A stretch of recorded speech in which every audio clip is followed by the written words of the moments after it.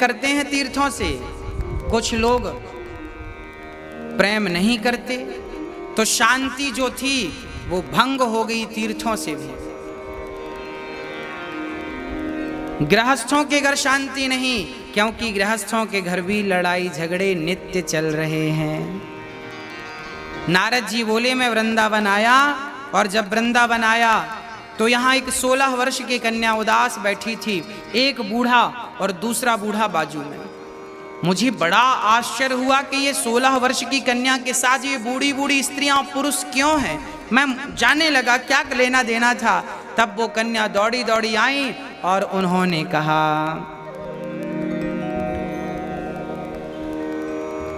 भो भो साधु क्षणं तिष्ठ मच्चिन्तामपि नाशया दर्शनं तव लोकस्य सर्वथा विहरं परम।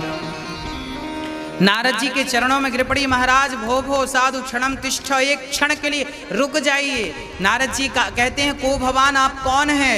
तब वो कन्या कहती है अहम भक्ति ऋति ख्याता इमौ में तनयौ मतौ ज्ञान वैराग्य नामानौ काल योगे नजर जरो। महाराज मेरा नाम भक्ति है, ये मेरा बेटा ज्ञान है, ये मेरा बेटा वैराग्य है। नारद जी बोले महारानी आपकी ये हालत हो गई, आप भक्ति हो? हाँ। बोले कैसे हालत हो गई? बोले जब से कलयुग आया, इस कलयुग में भक्ति तो फिर भी उत्पन्ना द्रवणेशाहम वृद्धिम कर्णाटके गता क्वचित क्वचिन महाराष्ट्रे गुर्जरे जीर्णताम गता। भक्ति कहती है मेरा जन्म द्रवण देश में हुआ, वृद्धिम कर्ण में कर्नाटक में पली बढ़ी, गुजरात में कहीं कहीं सम्मान मिला और महाराष्ट्र में कहीं कहीं सम्मान मिला, गुजरात में बुढ़ी हो गई। और वृंदावन जब आई तो धन्यम वृंदावनम तेना भक्तिर नृत्यति यत्र च। वाह! इसका तात्पर्य यह है कि भक्ति प्रकट कहाँ होती है? बोले भक्ति हृदय में प्रकट होती। उत्पन्ना द्रवणेशाहम, भक्ति सबके हृदय में उत्पन्न होती है। वृद्धिम कर्णाटके गता, कानों से जब कथा सुनेंगे गोविंद की तो भक्ति बड़ी होगी। क्वचित क्वचिन महाराष्ट्रे, महाराष्ट्र मतलब ये शरीर, इस शरीर में शरीर से कोई भक्ति करता है तो कोई भक्ति नहीं करता। जब भक्ति करता है कोई तो भक्ति को सुख मिलता है, भक्ति नहीं करता तो भक्ति रोती है, उदास हो जाती है। इस शरीर से कोई आस्तिक है, कोई नास्तिक है। हाँ तो और गुजरात में तो भक्ति बूढ़ी होगी। गुजरात क्या, गुजर गई रातें भजन के बिना। जब आप कथा नहीं सुनेंगे, मंदिर नहीं जाएंगे, भजन नहीं करेंगे, राम नाम कृष्ण नाम नहीं जपेंगे तो भक्ति बूढ़ी हो जाएगी। आपके भीतर भक्ति बूढ़ी हो गई और आपके अंदर आपका आलस्य जवान हो गया। जब आप आलस्य करते हैं ना, चलो चलो 4 बज गए, गुरुजी ने कहा था 4:30 बजे जाग जाओ, 5 बजे तो बिस्तर छोड़ दो, नींद तो खुल गई, पर आलस्य आ गया, थोड़ा सा और सो लेते हैं। थोड़ा थोड़ा करते 6:30 बज गई, 7 बज गई। अब भजन का समय फिर कम करना पड़ेगा आपको, क्योंकि आप बहाना करेंगे, काम है। आलस्य का परित्याग करिए। आलस्य जवान है आपके भीतर, आलस्य को बूढ़ा कर दीजिए और भक्ति को जवान कर दीजिए। भक्ति अधिक करेंगे तो वो जवान होगी। अब वृंदावन में भक्ति तो जवान थी, पर ज्ञान वैराग्य का कोई ग्राहक नहीं था। ज्ञान वैराग्य अर्थात इस युग में कोई ज्ञान को, कोई वैराग्य को धारण करना नहीं चाहता, सब यूं ही चल रहे हैं। तब नारद जी ने कहा चिंता ना करो, केशव की गोविंद की शरण ग्रहण करो। जैसे भगवान ने द्रौपदी की रक्षा की, आपकी रक्षा जरूर करेंगे। वृथा खेद यसे वाले, वृथा खेद मत करो और प्रेम पूर्वक गोविंद की शरण ग्रहण करो। नारद जी ने गीता वेद वेदांत का पाठ ज्ञान वैराग्य को सुनाया, पर ज्ञान वैराग्य की मूर्छा टूटती तो है, फिर मूर्छित हो जाते हैं। अब क्या होता है? अब आकाशवाणी हुई, भागवत सुनाइए। तब भागवत की खोज में बद्रीनाथ पहुंचे और संतों से कहा यह सत्कर्म क्या है। संतों ने कहा कि भागवत ही सत्कर्म है। संतों ने एक जिज्ञासा रखी, प्रभु क्या भागवत सुनने से मोक्ष मिल जाएगा? हाँ। नारद जी ने कहा हमने तो गीता, वेद, पुराण सब सुनाए, ज्ञान वैराग्य भक्ति को, उनका दुख दूर तो नहीं हुआ, तो फिर भागवत तो इन्हीं का सार है। तब संतों ने कहा कि दूध से घी निकलता है, दूध से ही घी निकलता है, फिर भी जो कार्य घी कर सकता है वो काम दूध तो नहीं कर सकता। उसी तरह वेद पुराणों से भागवत तो निकली है, सर्व वेदेतिहासानाम, परंतु जो गति, जो शक्ति भागवत में है मोक्ष देने की, वो शक्ति किसी के भीतर नहीं है। इसलिए भागवत श्रवण करते ही आप मोक्ष की ओर, भगवत भक्ति की ओर, भगवत प्राप्ति की ओर अग्रसर हो जाते हैं। हाँ प्रिय भक्तों, एक व्यक्ति ने हमसे एक संदेह किया, एक प्रश्न किया कि गुरुदेव क्या भागवत सुनने से कोई मुक्त हो सकता है? क्या भागवत श्रवण करने से किसी को शांति मिल सकती है? हमने कहा बिल्कुल, क्यों नहीं हो सकता। उसने कहा कैसे? हमने कहा ऐसे। अब आप ही देखिए, यदि आपको कोई गाली दे तो गाली सुनते ही आपका मन खिन्न हो जाता है कि नहीं? क्रोधित आप हो जाते हैं कि नहीं? जैसे गाली सुनने से आपका मन व्याकुल होता है, मन अशांत हो जाता है, अग्नि लग जाती है, यदि गालियां सुनने से मन अशांत हो सकता है तो कथा सुनने से मन शांत क्यों नहीं हो सकता भक्तों? गाली भी कान से प्रवेश करती है और कथा भी कान से प्रवेश करती है। गाली भी मुख से कही जाती है और कथा भी मुख से कही जाती है। यदि गाली तुरंत, मैंने गाली आज आपको दी तो गुस्सा अभी आएगा, कल तो नहीं आएगा। जैसे गाली का प्रभाव तुरंत देखने को मिलता है, ऐसे ही भगवान की कथा का प्रभाव भी तुरंत ही देखने को मिल जाता है। गाली मन को अशांत कर देती है तो कथा मन को शांत कर देती है, शरीर को गर्म कर देती है, क्रोध की अग्नि में डाल देती है, जबकि कथा क्रोधी को भी शांत कर देता है। तो अपनी अपनी जगह सब महत्व रखते हैं। प्रिय भक्तों, मुझे एक बचपन की छोटी सी बात स्मरण है। मैं भागवत कितनी पावरफुल है, मैं इसका आपको प्रैक्टिकली उदाहरण देता हूं। एक बार आपने भी सुना होगा, पहले के जमाने में जब किसी को सर्प डसता था, सांप डसता था ना, तो हॉस्पिटल कम ही होते थे पुराने जमाने में। पहले के जमाने में काला नाग किसी को डस देता था ना, तो पंडा जी मंत्र पढ़ के सांप का जहर उतार देते थे। मैंने इसको अपनी आंखों से देखा है, इसलिए बिलीव करता हूँ, विश्वास करता हूँ। ये बात मैंने किसी से सुनी नहीं है। एक बार जब मैं बहुत छोटा था तो बाजार ही गया था कोई सामान लेने, तभी दीपावली का समय था, लोग साफ सफाई कर रहे थे। तो एक व्यक्ति घर में जो दीपावली की साफ सफाई थी वो कर रहा था, उसी क्षण उसे काले नाग ने डस दिया। अब वो रोता रोता बाहर निकला, मुझे सांप ने डस दिया, तुरंत बाहर आया। उस जमाने में वो डिब्बा चलता था जो 1 रुपए डालो और बात करो। तो उस व्यक्ति के पास कोई जानकार व्यक्ति था, उसने उसको फोन लगाया जो सांप के जहर को उतारता था। ये मेरी आंखों के सामने की घटना। उस समय मेरी उम्र लगभग 9 वर्ष रही होगी, 9 या 10 वर्ष। अब कान में मोबाइल फोन लगाया वो डिब्बे वाला, पैसे डाले और वहां से उसने मंत्र पढ़ा और यहाँ पर बताया गया कि ऐसे ऐसे करो। उसने मंत्र सुना और वैसे वैसे किया गया। मेरी आंखों के सामने काला नाग डसा था। वो व्यक्ति रोता रोता आया था, 2 लोग पकड़ कर लाए थे और 5 मिनट के भीतर ही वो बढ़िया हंसता हंसता चला गया। तो ये आप भी अपने बड़े बुजुर्ग जमाने में सांप डस देता था तो मंत्रों से उसका जहर उतार दिया जाता था।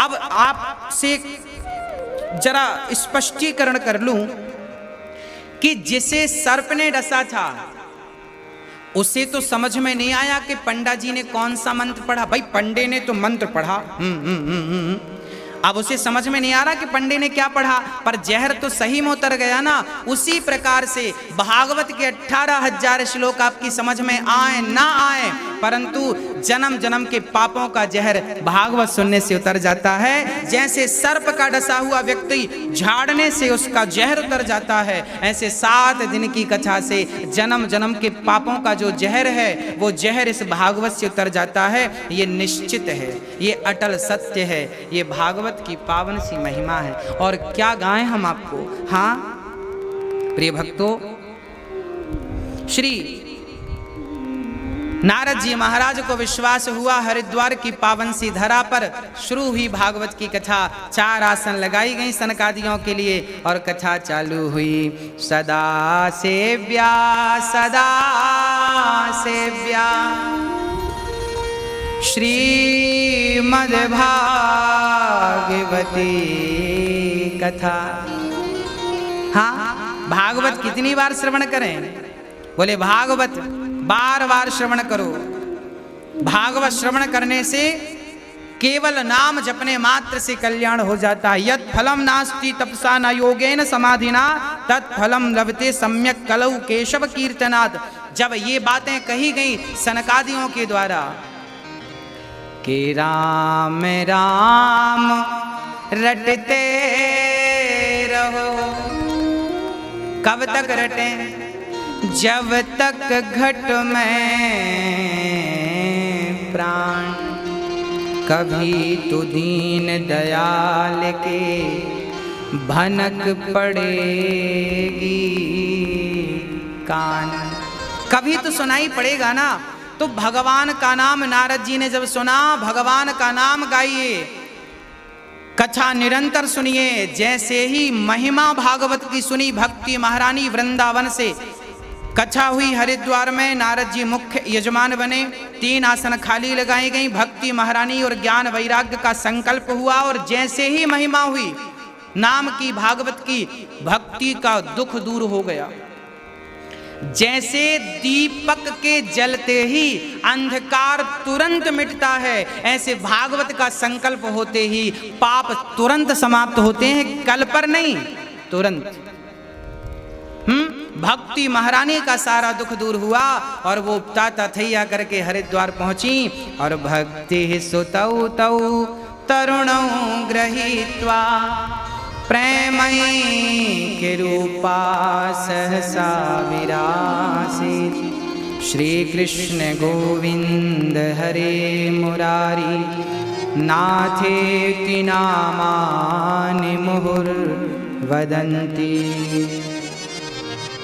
भक्ति महारानी नाचने लगी, भक्ति महारानी कीर्तन करने लगी और ताता थैया करके प्रेम पूर्वक जब भक्ति महारानी नाची, संतों से कहा महाराज मेरा तो सारा दुख दूर हो गया। कैसे दुख दूर हो गया? बोले केवल भगवान का नाम सुनते ही दुख दूर हो गया। भक्ति महारानी का सारा दुख दूर हो गया, केवल भागवत की महिमा को श्रवण कर हृदय में बैठने का स्थान दिया गया। भक्ति ने कहा प्रभु मैं कहाँ बैठूं, मेरा कोई स्थान तो नियुक्त कीजिए। तब कहा कि ये जो भक्त बैठे हैं इनका हृदय अंतःकरण खाली है, जाओ इनके हृदय में जाकर बैठ जाओ। ठीक है, भक्ति सारे भक्तों के हृदय में जाकर बैठ जाती है। और नारद जी के अंदर एक प्रश्न का जन्म हो जाता है। नारद जी कहते हैं सनकादियों से, हे प्रभु कोई पुण्यात्मा व्यक्ति भागवत सुन के तर जाए तो आश्चर्य नहीं है, कोई पापी व्यक्ति भागवत सुन के तर जाए तो आश्चर्य नहीं है, कोई पुण्यात्मा भागवत सुन के तर जाए तो आश्चर्य नहीं है, परंतु क्या वह व्यक्ति तरेगा जिसने जीवन भर पाप किया हो? तब सनकादियों ने विश्वास से कहा हाँ, बड़े बड़े पापी वीआईपी पापी क्यों ना हो, उनका भी उद्धार हो जाता है। किसी का हुआ? हाँ, किसका हुआ? तुंगभद्रा तटे पूर्वम भूतपत्यनमुत्तमं यत्र वर्णः स्वधर्मेण सत्य सत्कर्म तत्परः। तुंगभद्रा नदी के किनारे एक पंडित जी रहा करते थे। पंडित जी का नाम था आत्मदेव। आत्मदेवः पुरे तस्मिन् सर्व वेद विशारद। आत्मदेव जी के जीवन में सब कुछ था। धन था, प्रतिष्ठा थी, पद था, सब कुछ था, परंतु एक चीज की कमी थी। मात्र आत्मदेव जी के घर कोई संतान नहीं थी, कोई पुत्र नहीं था। आत्मदेव जी ने बहुत पूजा की, पाठ किया, यज्ञ किया, जप किया, तप किया, सब कुछ किया पुत्र की प्राप्ति के लिए, पर पुत्र नहीं हुआ, पुत्र नहीं हो सका। कई बार क्या होता है कि हम संसार की कामना करने लग जाते हैं। एक सज्जन हमसे कहते हैं, गुरुजी हमारे पुत्र नहीं हैं, अब हम भगवान को क्यों माने? इतनी पूजा करते हैं, इतनी पाठ करते हैं, इतने यज्ञ करते हैं, इतना जाप करते हैं, पर हमारे पुत्र नहीं है, संतान नहीं है, क्यों? हाँ, संतान नहीं है। अब संतान के लिए आप देखिए, नारद भक्ति सूत्र में लिखा है श्री नारद जी ने कि भगवान की भक्ति तो करो, परंतु कोई चाहत मत रखो। यदि कोई चाहत रखेंगे और वो चाहत पूरी हो गई तब तो आप भगवान की जय जयकार करेंगे, और वो चाहत अधूरी रह गई तो फिर भगवान से शिकायत करने लग जाएंगे, अरे भगवान तो हैं ही नहीं, होते तो ये क्यों होता। इसलिए भगवान की भक्ति निष्काम हो, कोई चाहत नहीं, चाह गई चिंता मिटी मनवा वे परवाह, और जिसको कुछ नहीं चाहिए सो ही साहंसार। कोई कामना नहीं, निष्काम निष्कपट भक्ति होनी चाहिए, निष्काम। हे प्रभु आपकी मर्जी, जो देना चाहें आपकी मर्जी से दीजिए। देना है पुत्र तो दीजिए, नहीं देना मत दीजिए। सच्चाई तो यह है कि हम संसार के लोगों को देखकर परेशान हैं, इनके बेटा है, इनके बेटा है, मेरे बेटा नहीं है। हम देखते हैं तो हमें लगता है कि हमारा भी होना चाहिए, परंतु सच्चाई यह नहीं है। संतान किसी को मिल भी जाए तो वो भाग्यशाली नहीं हो सकता, वो बड़भागी नहीं हो सकता। फिर भाग्यशाली और बड़भागी कौन है? बोले जिनका हृदय, जिनका मन भगवान में लगा है, जो भगवान का नित्य चिंतन कर रहे हैं, जो कृष्ण को ही अपना धन मान रहे हैं। मीरा कहती है, मेरे तो गिरधर गोपाल दूसरो ना कोई। जिसने कृष्ण को ही अपना मान लिया हो, भला उसे फिर किसी और चीज की चाहत क्या है? क्या चाहत है, क्या कामना है, क्या इच्छा है?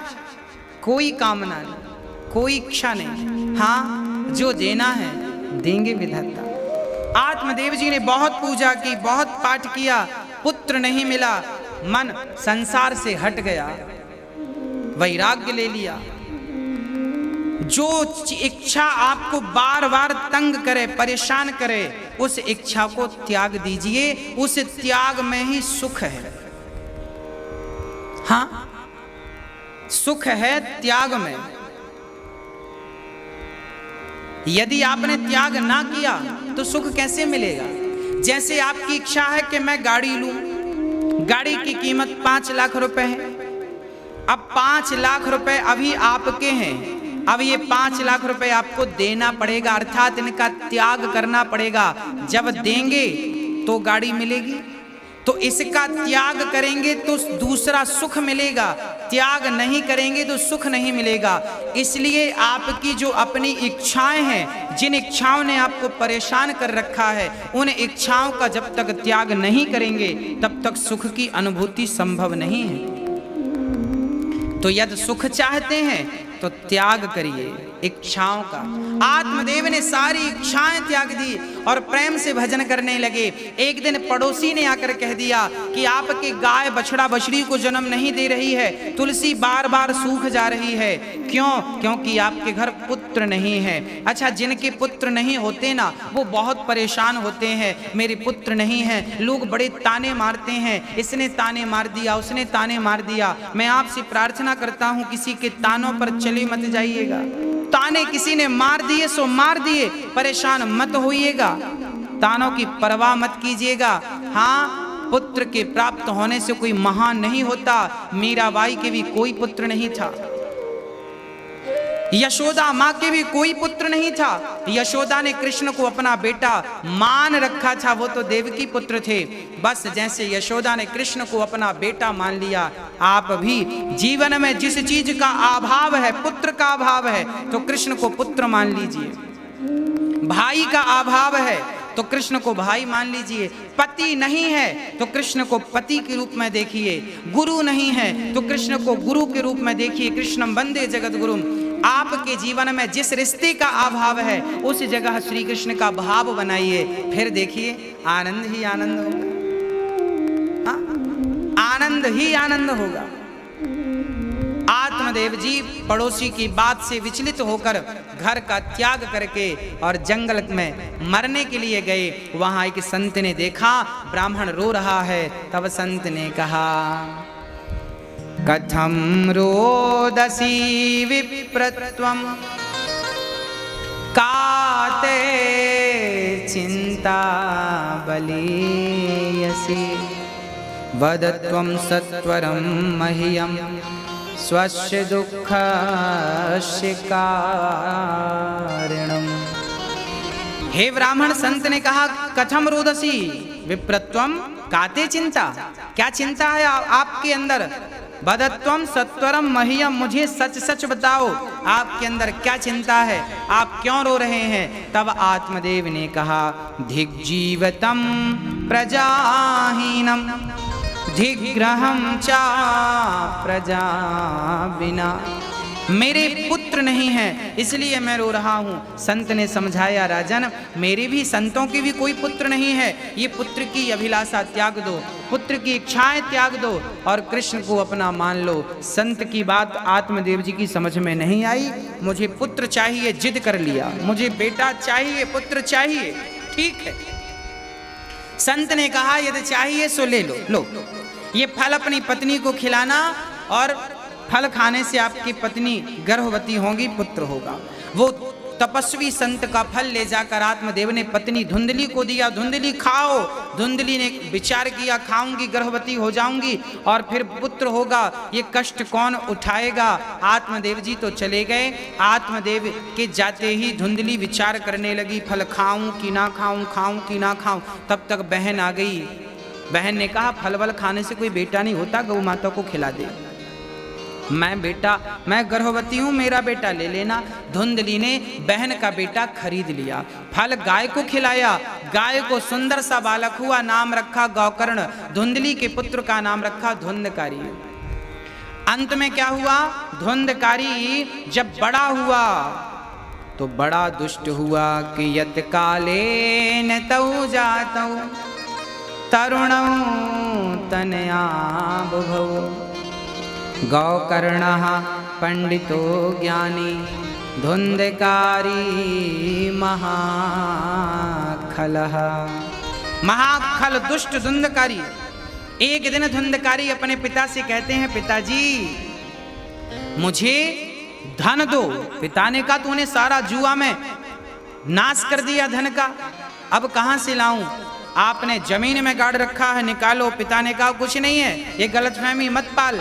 तब धुंधकारी ने पिता को सारे गांव के बीच में, लोगों के बीच में अपने पिता के ऊपर हाथ उठा दिया, लाठी उठाई और पिता की पीठ में जो बरसाना शुरू किया।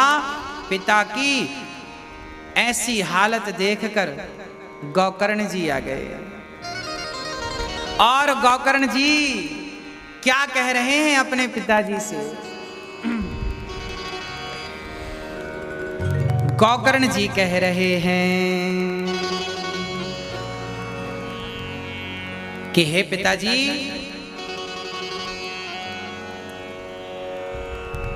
गोकर्ण जी बड़ा उत्तम कोटि का ज्ञान दे रहे हैं।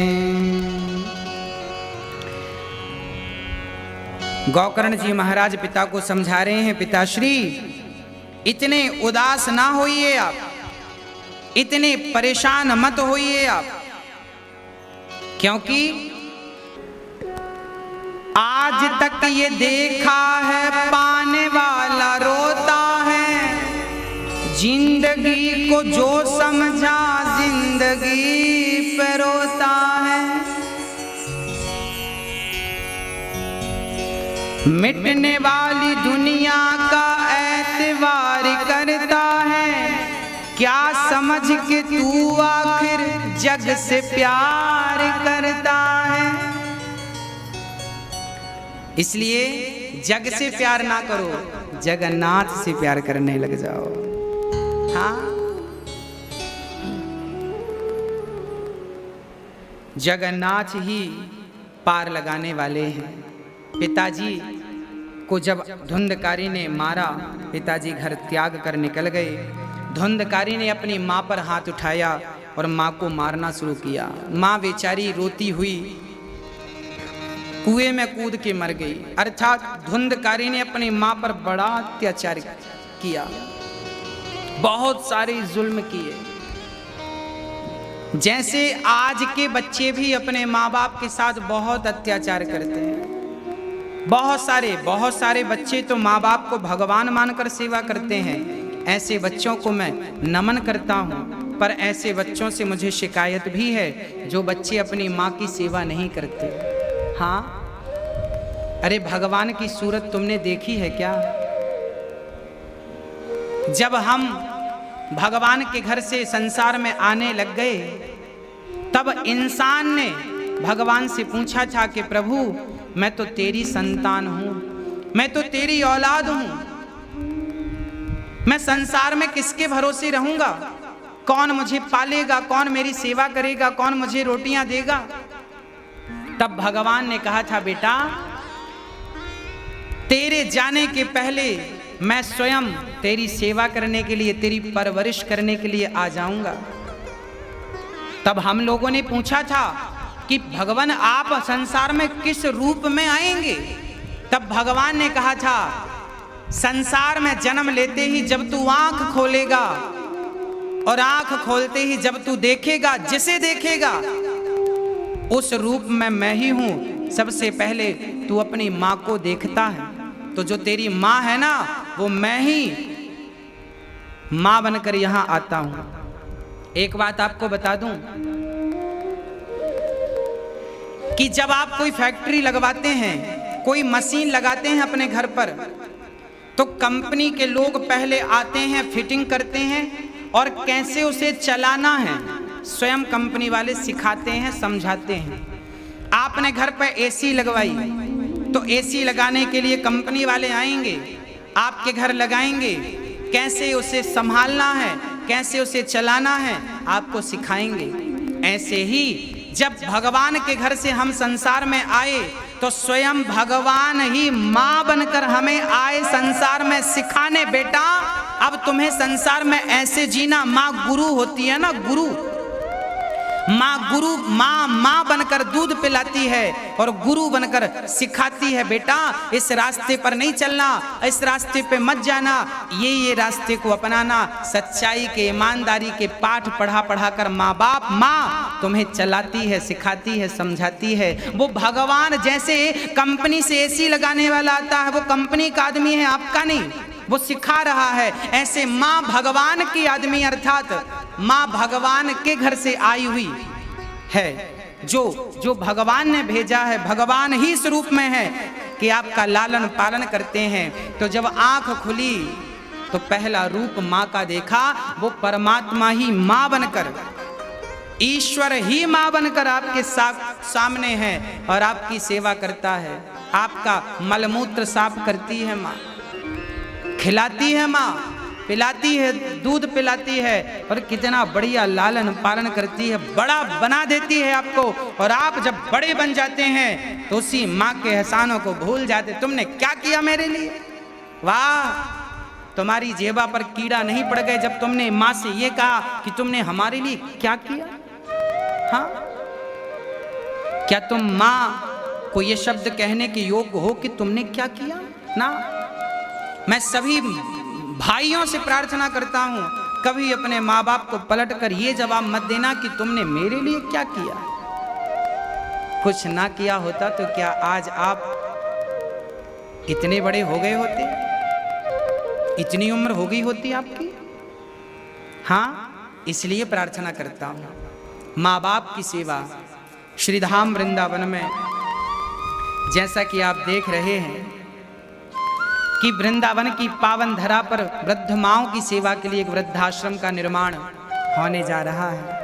और इसी कार्य में जो बच्चे अपने माँ बाप की सेवा नहीं कर पाते, जो माँ बाप की सेवा नहीं करते, घर से निकाल देते हैं, दुख देते हैं, ऐसे माँओं की सेवा ये दास अनिरुद्ध करना चाहता है। और केवल आप सभी भक्तों के सहयोग से आप सभी सहयोग कर भी रहे